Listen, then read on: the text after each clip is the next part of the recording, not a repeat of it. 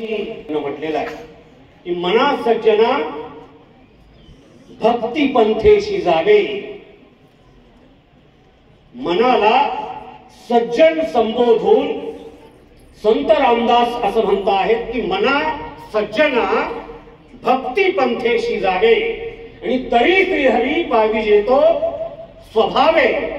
त्याच्या पुढचं फार सुंदर आहे बघा की उपेक्षू नको गुणवंता अनंता. कुणाची उपेक्षा होऊ नये असं संत रामदासांना वाटतं की गुणवंतांची उपेक्षा होऊ नये. मी आपल्या महाविद्यालयाचं कौतुक यासाठी करतो की एका माजी विद्यार्थ्याला बोलावून त्याच्या सद्गुणांचा आपण जाहीर सत्कार केला.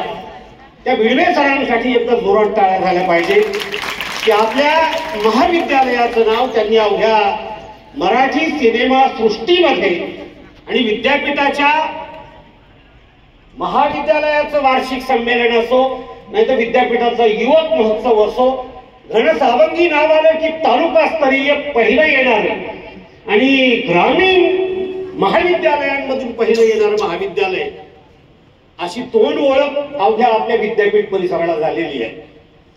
रामदास असं म्हणतात की मना सज्जना भक्ती पंथेशी जावे तरी श्रीहरी पाविजेतो स्वभावे उपेक्षू नको गुणवंता अनंता.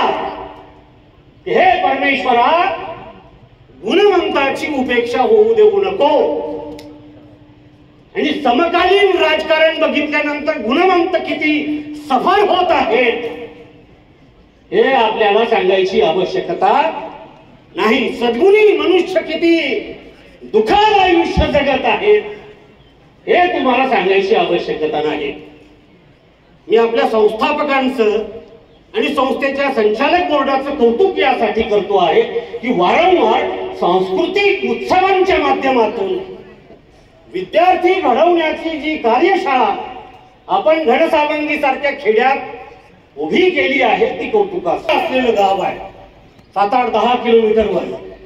आणि रामदासाच्या कवितांनी अवघा मराठी साहित्याचा इतिहास जसा तुकोबाच्या अभंगांनी भारावून गेला, ज्ञानेश्वराच्या ज्ञानेश्वरीने भारावून गेला, तसा रामदासांच्या श्लोकांनी सुद्धा भारावून गेलेला आहे की अवघाची संसार सुखाचा करीन आणि कशाने भरीन आनंदे भरीन तिन्ही लोक.